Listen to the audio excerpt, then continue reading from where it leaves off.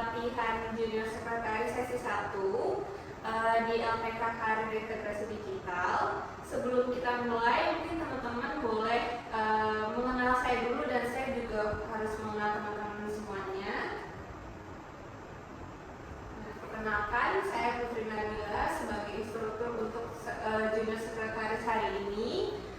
Selain sebagai instruktur, saya juga punya background sebagai psikolog klinis dan pengembangan program juga di LPK Karir Integrasi Digital.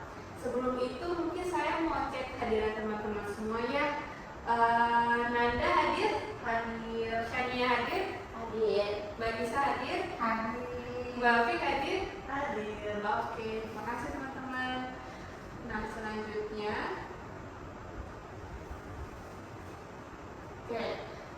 karena kita pelatihan secara offline, jadi teman-teman harus bisa tahu juga kira-kira safety induction-nya apa aja. Nah, jadi teman-teman kalau misalkan ada bahaya, boleh segera menjauhi diri dari sumber bahayanya, lalu berlari keluar ruangan melalui pintu ini. Terus untuk teman-teman juga bisa mencari bantuan jika butuh bantuan segera.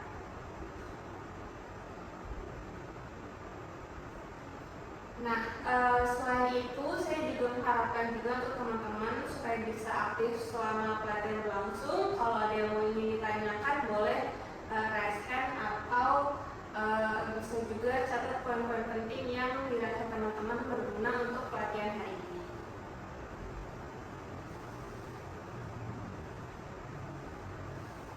Nah, sebelum kita masuk ke sesi materinya, mungkin saya mau memberikan sedikit beberapa pertanyaan untuk teman-teman semuanya. Kira-kira teman-teman sudah pernah menggunakan aplikasi penggunaan pengolah kata, mungkin misalnya seperti Word, Excel, atau PowerPoint? Nah, oke. Kira-kira yang paling sering digunakan yang mana? Word, Excel, atau PowerPoint? Excel dan PowerPoint ya. Oke, terima kasih teman-teman. Nah, selanjutnya, berikut untuk judul pelatihan hari ini. Jadi teman-teman akan mempelajari cara mengoperasikan aplikasi sesuai dengan prosedur. Tujuan pelatihannya adalah setelah selesai mengikuti pelatihan ini, teman-teman bisa diharapkan kompeten untuk bisa mengoperasikan aplikasi perangkat lunak sesuai dengan prosedur penggunaan dengan benar dan cermat dengan standar penggunaan aplikasi Microsoft Office. Selain itu, untuk manfaat pelatihannya, setelah selesai mengikuti pelatihan ini, teman-teman bisa atau mampu mengoperasikan aplikasi perangkat lunak sesuai dengan prosedur penggunaannya. Oke, yang pertama kita sudah masuk ke sesi materinya, yaitu pengertian mengoperasikan aplikasi perangkat lunak. Kira-kira teman-teman apakah sudah tahu arti dari mengoperasikan aplikasi perangkat lunak itu apa? Belum. Oke, kalau belum mungkin saya akan jelaskan sedikit ya. Jadi mengoperasikan aplikasi perangkat lunak itu adalah menggunakan program komputer sesuai dengan fungsi dan kegunaannya masing-masing. Programnya itu bisa mendukung pekerjaan teman-teman, misalkan untuk pengolahan data, angka, ataupun grafik yang bisa membantu teman-teman dalam menggunakan data atau mempresentasikan data. Untuk aplikasinya sendiri itu beragam, ada Word, Excel, atau PowerPoint. Nah, ketiga aplikasi ini ada juga dalam bentuk offline dan online juga, tergantung kebutuhan teman-teman nanti akan seperti apa. Selain dari definisi dari pengoperasian aplikasi perangkat lunak, teman-teman juga harus memahami kira-kira prinsip dasar dari pengoperasian aplikasi perangkat lunak itu apa aja. Kurang lebih ada 3. Yang pertama ada memulai aplikasi. Jadi teman-teman pastikan perangkat yang ingin digunakan itu sudah siap dan bisa teman-teman gunakan. Yang kedua, menggunakan aplikasi sesuai dengan prosedurnya. Jadi setelah mengakses aplikasi ataupun perangkat lunak yang ingin digunakan, teman-teman bisa buka file baru atau membuka file lama yang sudah dikerjakan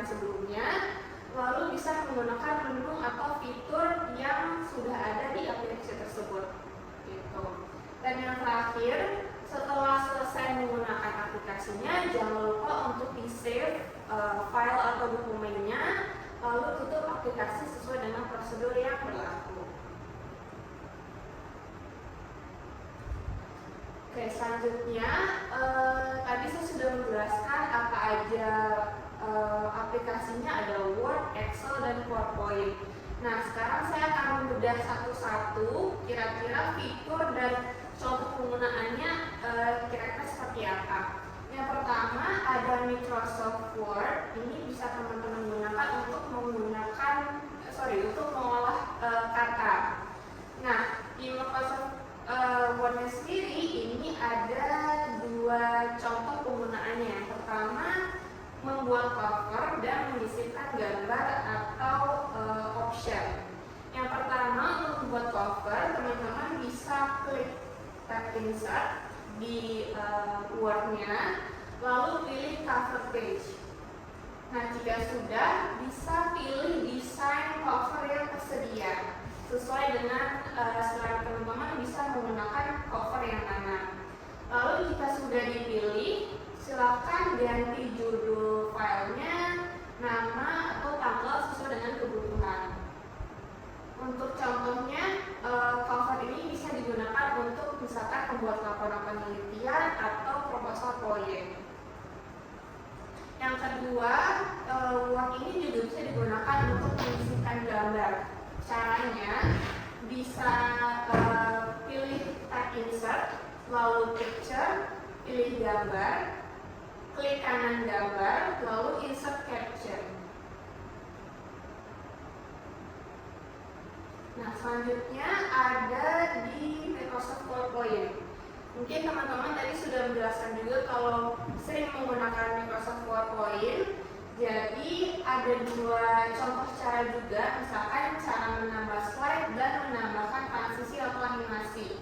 Untuk menambahkan slide ini sebenarnya caranya juga cukup mudah ya, teman-teman bisa menggunakan tab home, pilih new slide, pilih layout, bisa layoutnya dengan title atau konten dan lain-lain.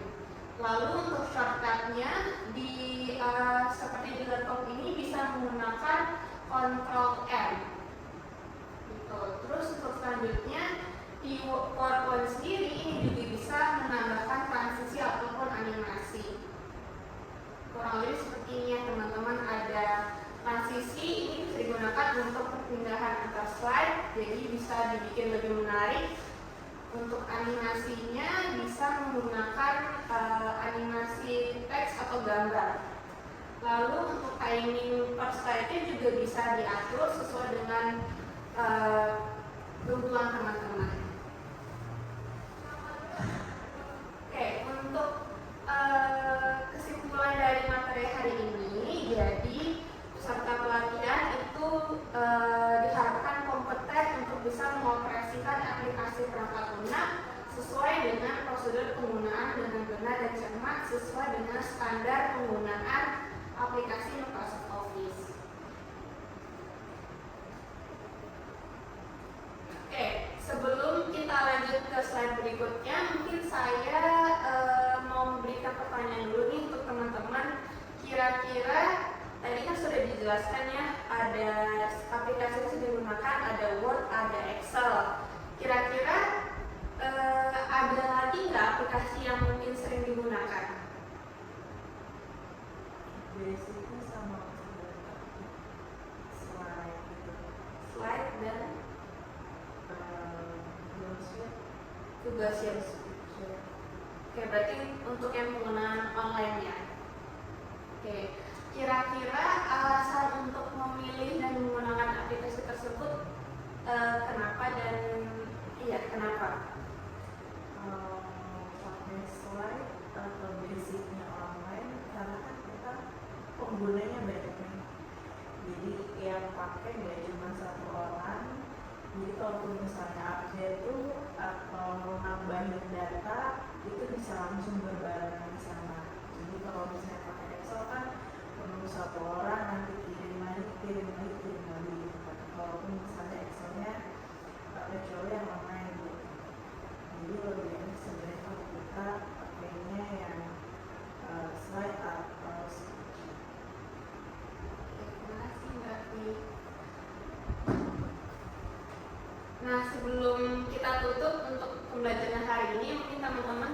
akses dulu untuk form evaluasinya, bisa melalui link berikut atau bisa di-scan melalui barcode ini.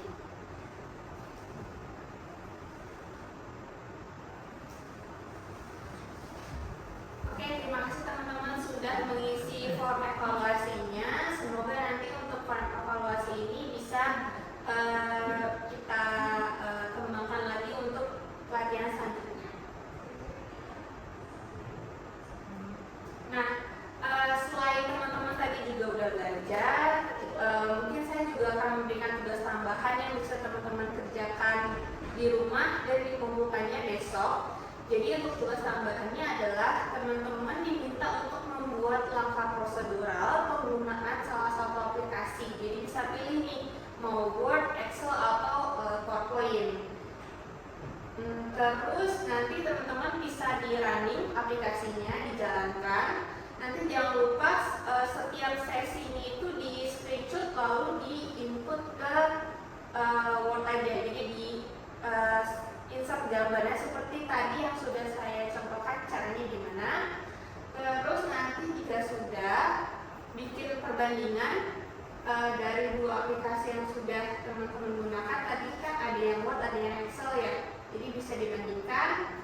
Terus nanti juga dibikin skenario dari langkah-langkahnya gimana gitu. Untuk pengumpulannya teman-teman bisa upload di link LMS kita di www.karirmu. Untuk batas pengumpulannya maksimal 1x24 jam dari pelatihan hari ini selesai. Jadi teman-teman bisa pengumpulkannya besok tanggal 14 Oktober maksimal jam 8 pagi. Sampai sini ada yang mau ditanyakan dulu? Oke, tidak ada. Kalau tidak ada, mungkin saya pastikan teman-teman sudah paham dengan tugasnya ataupun dengan materi yang sudah saya sampaikan tadi ya.